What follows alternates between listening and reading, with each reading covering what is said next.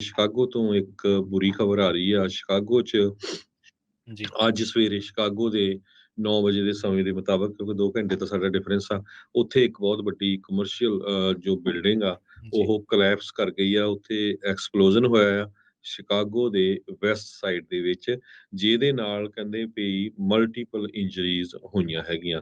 Evacuation order ਵੀ ਉੱਥੇ ਜਾਰੀ ਕੀਤੇ ਗਏ ਹੈਗੇ ਆ। 10 ਦੇ ਕਰੀਬ ਐਂਬੂਲੈਂਸਿਸ ਪਹੁੰਚ ਗਈਆਂ ਆ। ਇਹ ਵੈਸਟ ਵਾਸ਼ਿੰਗਟਨ ਬੁਲੇਵਰਡ ਤੇ ਨਾਰਥ ਸੈਂਟਰਲ ਐਵਨਿਊ ਦੇ ਉੱਤੇ ਸਾਰਾ ਕੁਝ ਵਾਪਰਿਆ। ਸ਼ਿਕਾਗੋ ਦੀ ਫਾਇਰ ਡਿਪਾਰਟਮੈਂਟ ਨੇ ਇਹ ਇਨਫੋਰਮ ਕੀਤਾ ਤੇ ਉਹ ਕਹਿੰਦੇ ਵੀ ਸਾਨੂੰ ਮੈਨ ਪਾਵਰ ਚਾਹੀਦੀ ਹੈਗੀ ਆ। ਜਿਹੜੀ ਸਟਰਕਚਰ ਡਿੱਗੀ ਹੈਗੀ ਆ ਉਸ ਦੇ ਵਿੱਚ ਜੋ ਕੋਈ ਲੋਕ ਹੋ ਸਕਦਾ ਦੱਬੇ ਹੋਏ ਹੋਣ, ਉਹਨਾਂ ਨੂੰ ਕੱਢਿਆ ਜਾ ਸਕੇ। ਹਜੇ ਤੱਕ ਜਿਹੜਾ ਐਕਸਪਲੋਜ਼ਨ ਹੋਇਆ ਆ ਉਹਦਾ ਨਹੀਂ ਪਤਾ ਚੱਲ ਸਕਿਆ ਵੀ ਉਹ ਕਾਹਤੇ ਹੋਇਆ ਹੈ। ਉਹ ਅੱਗ ਨਾਲ ਹੋਇਆ ਜਾਂ ਕੋਈ ਹੋਰ ਕਿਸੇ ਕਾਰਨ ਕਰਕੇ ਹੋਇਆ ਹੈਗਾ। 8 ਦੇ ਕਰੀਬ ਲੋਕਾਂ ਨੂੰ ਜੀ, ਟਰਾਂਸਪੋਰਟ ਕੀਤਾ ਗਿਆ ਹੈ ਲਾਗੇ ਦੇ ਜੋ ਹਸਪਤਾਲ ਆ। ਇਹ ਫਾਇਰ ਆਫੀਸ਼ੀਅਲਸ ਉੱਥੇ ਦੇ ਦੱਸਦੇ ਆ। 3 ਜਾਣੇ ਬਹੁਤ ਕ੍ਰਿਟੀਕਲ ਕੰਡੀਸ਼ਨ 'ਚ ਆ। ਹਜੇ ਇਹ ਡਿਵੈਲਪਿੰਗ ਸਟੋਰੀ ਹੈਗੀ ਆ। ਫਾਇਰ ਆਫੀਸ਼ੀਅਲਸ ਨੇ ਇਹ ਕਿਹਾ ਵੀ ਐਕਸਪਲੋਜ਼ਨ ਦਾ ਕਾਰਨ ਹਜੇ ਤੱਕ ਨਹੀਂ ਪਤਾ ਕੋਈ ਵੀ। ਗੈਸ ਐਂਡ ਕੋਮੈਟ ਕਨਫਰਮ ਜਿਹੜੀ ਆ ਇੱਕ ਉੱਥੇ ਦੀ ਕੰਪਨੀ ਆ, ਉਹ ਦੋਨੋਂ ਹੀ ਕੰਪਨੀਆਂ ਉਸ ਸੀਨ ਦੇ ਉੱਤੇ ਪਹੁੰਚ ਗਈਆਂ ਆ। ਸ਼ਿਕਾਗੋ ਦੀ ਮੇਅਰ ਲੌਰੀ ਲਾਈਟਫੁੱਡ ਨੇ ਵੀ ਟਵੀਟ ਕੀਤਾ ਆ ਵੀ ਜਿਹੜੇ ਫੱਟੜ ਹੋਏ ਆ ਤੇ ਮੈਂ ਉਹਨਾਂ ਦੇ ਨਾਲ ਹੈਗੀ ਆ। ਮੇਰੀ ਥਾਟਸ ਤੇ ਪ੍ਰੇਅਰਸ ਉਹਨਾਂ ਦੇ ਨਾਲ ਇਸ ਟਾਈਮ ਹੈਗੇ ਆ। ਇੱਕ ਵਾਰੀ ਫੇਰ ਦੱਸਦੇ ਜਾਈਏ, 2 ਘੰਟੇ ਪਹਿਲਾਂ ਸ਼ਿਕਾਗੋ ਦੇ ਵਿੱਚ ਇੱਕ ਬਿਲਡਿੰਗ ਕੋਲੈਪਸ ਕੀਤੀ ਹੈਗੀ ਆ ਤੇ ਉਸ ਦੇ ਵਿੱਚ ਕਾਫੀ ਲੋਕਾਂ ਦੇ ਸੱਟਾਂ ਲੱਗਣ ਦੀ ਖਬਰ ਆ ਰਹੀ ਆ।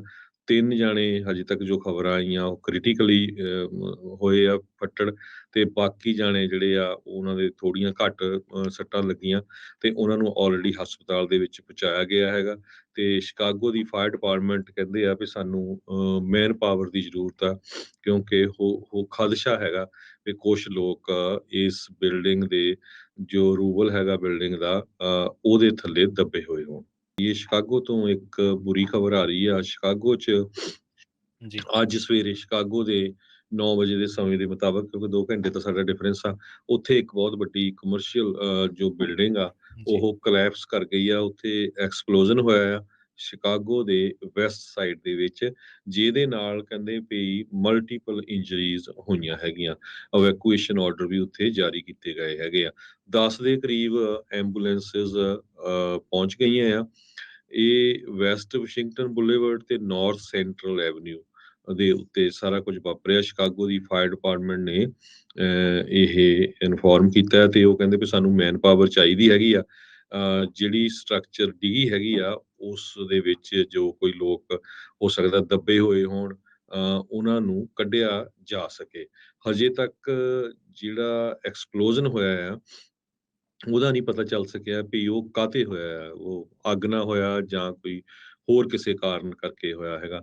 8 ਦੇ ਕਰੀਬ ਲੋਕਾਂ ਨੂੰ ਜੀ, ਟਰਾਂਸਪੋਰਟ ਕੀਤਾ ਗਿਆ ਹੈ ਲਾਗੇ ਦੇ ਜੋ ਹਸਪਤਾਲ ਆ। ਇਹ ਫਾਇਰ ਆਫੀਸ਼ੀਅਲਸ ਉੱਥੇ ਦੇ ਦੱਸਦੇ ਆ।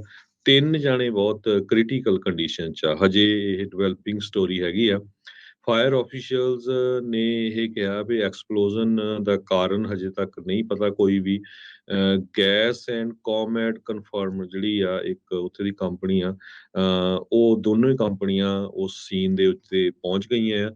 ਸ਼ਿਕਾਗੋ ਦੀ ਮੇਅਰ ਲੌਰੀ ਲਾਈਟਫੁੱਡ ਨੇ ਵੀ ਟਵੀਟ ਕੀਤਾ ਆ ਵੀ ਜਿਹੜੇ ਫੱਟੜ ਹੋਏ ਆ ਤੇ ਮੈਂ ਉਹਨਾਂ ਦੇ ਨਾਲ ਹੈਗੀ ਆ। ਮੇਰੀ ਥਾਟਸ ਤੇ ਪ੍ਰੇਅਰਸ ਉਹਨਾਂ ਦੇ ਨਾਲ ਇਸ ਟਾਈਮ ਹੈਗੇ ਆ। ਇੱਕ ਵਾਰੀ ਫੇਰ ਦੱਸਦੇ ਜਾਈਏ, 2 ਘੰਟੇ ਪਹਿਲਾਂ ਸ਼ਿਕਾਗੋ ਦੇ ਵਿੱਚ ਇੱਕ ਬਿਲਡਿੰਗ ਕੋਲੈਪਸ ਕੀਤੀ ਹੈਗੀ ਆ ਤੇ ਉਸ ਦੇ ਵਿੱਚ ਕਾਫੀ ਲੋਕਾਂ ਦੇ ਸੱਟਾਂ ਲੱਗਣ ਦੀ ਖਬਰ ਆ ਰਹੀ ਆ। 3 ਜਾਣੇ ਹਜੇ ਤੱਕ ਜੋ ਖਬਰਾਂ ਆਈਆਂ ਉਹ ਕ੍ਰਿਟੀਕਲੀ ਹੋਏ ਆ ਫੱਟੜ, ਤੇ ਬਾਕੀ ਜਾਣੇ ਜਿਹੜੇ ਆ ਉਹਨਾਂ ਦੇ ਥੋੜੀਆਂ ਘੱਟ ਸੱਟਾਂ ਲੱਗੀਆਂ ਤੇ ਉਹਨਾਂ ਨੂੰ ਆਲਰੇਡੀ ਹਸਪਤਾਲ ਦੇ ਵਿੱਚ ਪਹੁੰਚਾਇਆ ਗਿਆ ਹੈਗਾ। ਤੇ ਸ਼ਿਕਾਗੋ ਦੀ ਫਾਇਰ ਡਿਪਾਰਟਮੈਂਟ ਕਹਿੰਦੇ ਆ ਵੀ ਸਾਨੂੰ ਮੈਨ ਪਾਵਰ ਦੀ ਜ਼ਰੂਰਤ ਆ, ਕਿਉਂਕਿ ਉਹ ਖਦਸ਼ਾ ਹੈਗਾ ਵੀ ਕੁਛ ਲੋਕ ਇਸ ਬਿਲਡਿੰਗ ਦੇ ਜੋ ਰੂਵਲ ਹੈਗਾ ਬਿਲਡਿੰਗ ਦਾ, ਉਹਦੇ ਥੱਲੇ ਦੱਬੇ ਹੋਏ ਹੋਣ।